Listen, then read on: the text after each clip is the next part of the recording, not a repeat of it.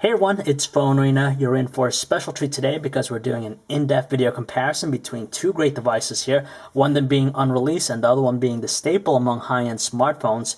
On one side, we have the unreleased HTC Surround, a Windows Phone 7 device. It's going to be priced at $200 on contract when it's released on November 8th. And the biggest thing about it is that it's being backed by Windows Phone 7, Microsoft's latest mobile platform, expected to be a big hit for them. And on the other hand, you have the Apple iPhone 4, which has been the common high-end smartphone late. It's been able to withstand some of the competition from the Android camp of late, and still continues to be a venerable smartphone in the landscape. So we're just going to take both devices, check out the platform, what they offer to one another, and how the handsets look, and just to give yourself a better indication of what device you might want to check out come November 8th. So before we get into the nitty-gritty portion of the video comparison, we're just going to talk about the designs here for a moment. With the Apple iPhone 4, as we said countless times in our numerous video comparisons, it truly is a great-looking device just because of the premium materials they decided to go with. You have the glass-like front and also the back sandwiched together with the chrome bezel. And overall, it's a very sleek and compact device, although it's a little bit heavy, but we definitely like the feel and look of it. On the other hand, you have the HTC Surround, which is typical of other HTC smartphones we've seen of late. We like the fact that they use the metallic elements all around the handset, which does give it a really good durable feel. On top of that, the soft touch coating material in the back complements it very well. We like both designs, but the HTC Surround has a unique thing with it. It has that semi-sliding mechanism that exposes the speaker, and also comes with a kickstand, so it's going to be a very multimedia-centric device. But the quality and construction of both handsets are fantastic. They feel well built, great industrial designs. As far as the thickness, the iPhone 4 is a lot thinner than the HTC Surround, but it shouldn't sway you one way. You have a larger screen also with the HTC Surround. So we like both handsets. They feel great and they look awesome. As you can quickly tell, the Surround is slightly wider than the iPhone 4. That's just because it offers a larger size 3.8-inch display versus the iPhone 4's smaller 3.5-inch one. In terms of resolution, the Surround has WVGA resolution, so that's 480 by 800, and the iPhone 4's Retina display has a resolution of 640 by 960. So honestly, if you're looking from far away like right now, you're not going to notice the difference. They're both going to be great, but you do notice the level of quality when you're looking at smaller text, and especially like the web browser when you're zoomed out. The iPhone 4 is just able to display even the tiniest of text a lot more clear than the HTC Surround. But when you zoom into a specific area, tell you the truth, you're not going to notice the difference just because both offer great displays, and of course the quality is there. You're going to be able to read just about anything, so it's not going to be too much of a problem. We do notice that the iPhone 4 is able to exhibit slightly more natural looking colors than the display of the HTC Surround, but both are going to do a great job. Now, they also have great viewing angles, so you're not going to have any issues viewing them from any angle. In outdoor conditions, it also did pretty good. No problems whatsoever. You'll be able to see whatever's on screen. But we do see that the iPhone 4 is slightly brighter overall, especially when set to the highest brightness setting. But in the end, they're both fantastic. They're both responsive, gorgeous displays. Of course, the Surround's larger, so it's going to be a little bit better for watching videos. But the clarity goes to the iPhone 4. But as we said, you're not going to notice too much of a difference just because they offer great quality. Both handsets exhibit some clean surfaces, and with the iPhone 4, the only protrusion is, of course, the physical button you see down here. It's very responsive and has a really good tactile feel, and some people, just in general, like physical buttons versus capacitive ones.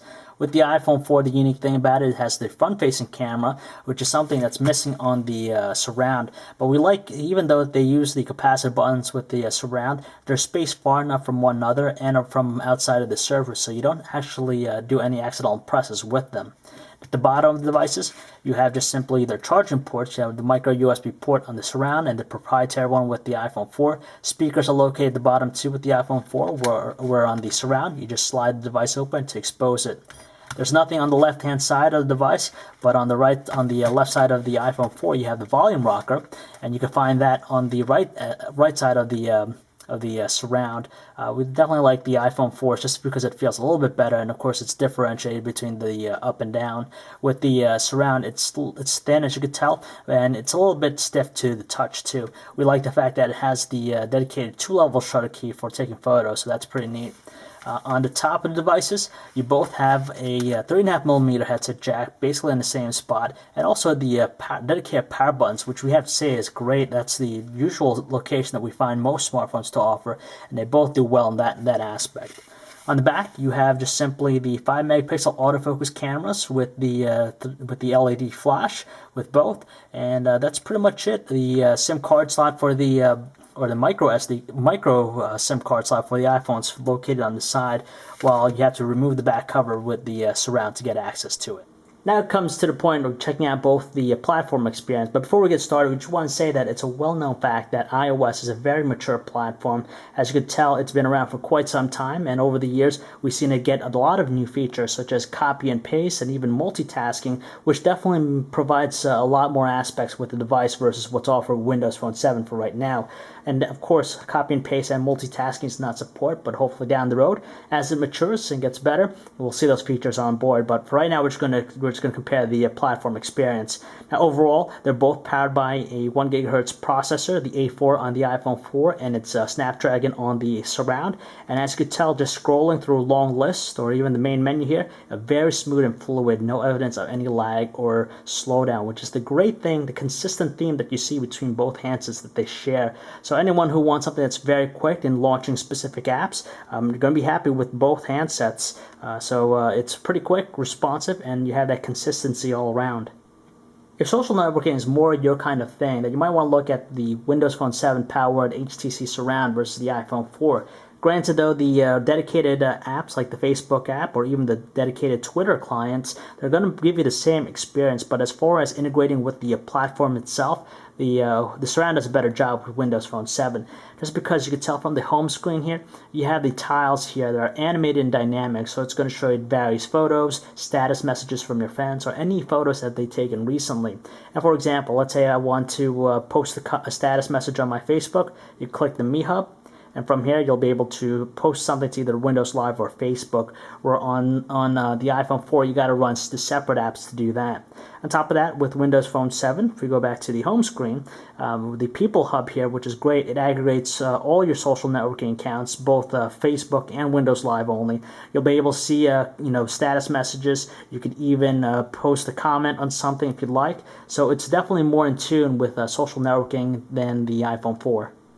Ever since the iPhone 4 came out, the on-screen keyboard it packs is probably one of the best experiences out there in any handset just because of its relatively quick response, and also the fact that it does autocorrect, and it's very spacious too. But with Windows Phone 7, of course, at the beginning, there's some questions about whether or not it would compete in the same area, but we're happy to say it does an equally good job of providing you the same level of experience that the iPhone 4 offers. Not only are they both quickly responsive as you're typing away, so speedy texters won't have any problems, but they do a great job in autocorrecting it too. And with the iPhone 4, of course, now you'll get some replacements, or it'll give you some suggestions as to what you're trying to type up. Same thing applies with the Windows Phone 7 powered HTC Surround. When you flip it to landscape, they still both offer a great deal of real estate for their landscape keyboards, and the experience is going to be pretty equal with one another. In terms of emailing, you're going to get a little bit more deep features with iOS 4 versus Windows Phone 7. All your email clients are broken down by their respective tiles on the home screen. Unfortunately, though, there is no unified inbox or universal inbox with Windows Phone 7, where on the iPhone 4 you do have that capability.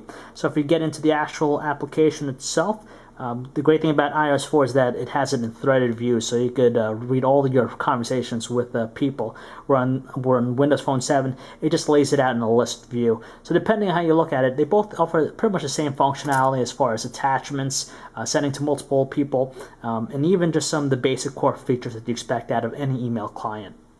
Now, to tell you the truth, the web browsing experience on both handsets are pretty much the same. They offer fantastic kinetic scrolling, very smooth. On one side, you have the iPhone 4 to the right, and on the left, you have the Windows Phone 7 browser. As you can tell, they're scrolling pretty smooth, no evidence of any lag or choppiness whatsoever. They also offer double tap to zoom into the text, so it fits it to the length of the display. And in addition to that, it offers a pinch to zoom gesture, so you can zoom in even further to see a specific area. And overall, the web browsing experience is very good. We like the overall responsive nature of both, although it doesn't offer things like Flash support. Hopefully down the road, Windows Phone 7 will get that. But for anyone out there looking for web browsing, either device will fit their needs. There's no arguing that to this day, the iPhone 4 and its cover flow is still the cream of the crop when it comes to just presentation with the music players. When you tilt it to landscape, you get that all too familiar cover flow look, and it's just nice and fluid as you're able to just scroll through all your albums. If you pick a specific album, it's going to give you all the titles associated with it, and you can start playing your songs, and it's pretty simple and straightforward. On the other hand, you have Windows Phone 7 on the HTC Surround, and it gives you the full-blown Zune experience. So if you ever checked out some of their music players, you're going to fit in right away just because it follows it exactly. Now, music itself, it's broken down to your traditional stuff like your artist, album, and songs. The neat thing we like about it is that when you play a song, it's going to download an associated picture in the background, and it's just a nice look and feel, just very different from what's out there. And on top of that, if you go back to the home screen, it's going to show you a dynamic tile. As you can tell here, it's just showing you a picture, and those are just some nice elements that make the whole experience, the Zune experience, in fact, to be pretty up there as well with the iPhone 4. But in the end, these HTC Surround speaker is a lot stronger. It produces some stronger bass tones than what's offered on the iPhone 4. Both handsets offer a 5-megapixel autofocus camera with an LED flash. Now at the top we have images, sample images taken from the iPhone 4, while at the bottom we have ones from the HTC Surround. Now even though we're looking at the photos directly on the handsets themselves, when we downloaded them to a computer, we did notice that the iPhone 4 just produces better photos in general versus the HTC Surround. So for example, we took both images in standard and HDR for the iPhone, and as you can tell, we just have a little bit deeper looking colors with the iPhone 4's camera. On top of that, as far as detail, we just find that the iPhone 4 has just sharper looking images versus the softer ones with the HTC Surround. And in low lighting conditions, by far the iPhone 4's flash does a lot better job, just because the HTC Surround just has a blue tinge to it. Next up, we're just going to show you a video sample we took with both handsets. They have the ability to shoot 720p high-definition videos. Now, there are some advantages and disadvantages with each one. First up, the iPhone 4 has the advantage when it comes to the capture rate. It shoots at a rate of 30 frames per second versus the 24 frames per second with the HTC Surround. So you do notice just a little bit of a jerkiness, especially when you start to pan. But both offer a fantastic detail, so there's not going to be any problem. The thing we like about the Surround is the fact that it has continuous autofocus, so if an object gets closer, it automatically adjusts, where on the iPhone 4 you got to manually do a touch focus to do that. And both handsets won't have any problem playing any high-definition videos, but we do like the fact that the Surround offers a better speaker, so if you're watching videos, you're definitely going to want to check out the Surround over the iPhone 4. The Maps experience on both handsets are pretty similar to one another. On one side, you have Bing Maps powering Windows Phone 7 on the Surround, and on the other, you have Google Maps on the iPhone 4. And both offer pretty good scrolling, just browsing through the map, and it's a consistent theme that you see between the two platforms. You also have pinch to zoom gestures, and it also will locate your spot thanks to GPS. It takes approximately 10 seconds to get a decent fix, especially if you're indoors. Now, both will even provide you the option of doing aerial view or satellite view on the iPhone 4, so you get that really nice bird's eye look of your location. Now, the iPhone 4 offers directions for driving, walking, and even mass transit.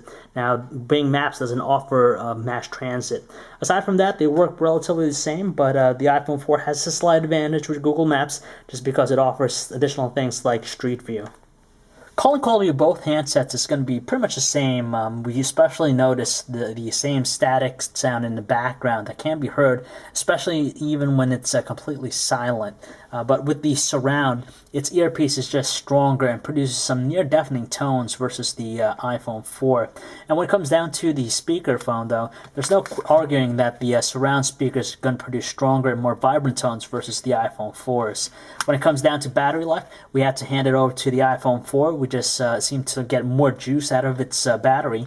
We managed to get at least one working day's use on normal usage with the iPhone 4, where the Surround, we managed to get roughly around the 15-hour mark before it requires a battery. Heavy users will probably want to keep a charger close by. And as far as signal strength is concerned, we pretty much had the same equal amount of bars on the devices, so it didn't have any problems as far as losing connectivity to the network. So if you're interested in experiencing something different out there, we definitely recommend the HTC Surround with Windows Phone 7 just because it provides a slightly different experience versus what's out there right now. Of course, if you're also big into multimedia, watching videos, and also listening to music, the Surround's a no-brainer choice just because it has that larger size display and very powerful speaker. So it's going to be very conducive to any multimedia-centric individual out there. But the iPhone 4, it excels in taking photos and videos. Its 5-megapixel autofocus camera does a better job at taking photos and videos. In fact, it's 30 frames per second on the iPhone 4 versus the 24 on the HTC Surround. And the pictures that the iPhone 4 took overall were just a lot sharper. But in the end, both platforms are very quick, the most responsive ones out there. It's just that the iOS 4 on the iPhone 4 is a very mature platform, and as you can tell, there's a lot of app support with it in the App Store. But Windows Phone 7 is definitely going to get bigger and grow, and we like the fact that it implements a lot of dynamic themes throughout its interface. It's a very pretty looking one, and if you're big into social networking, it integrates a little bit better than the iPhone 4. But whichever case you go with, they're both great devices. It's just two different platforms, and they have their strengths and their weaknesses. So if you'd like to learn more about each handset, or for all the latest cell phone reviews, news, specs, and information, you can check us out at PhoneArena.com.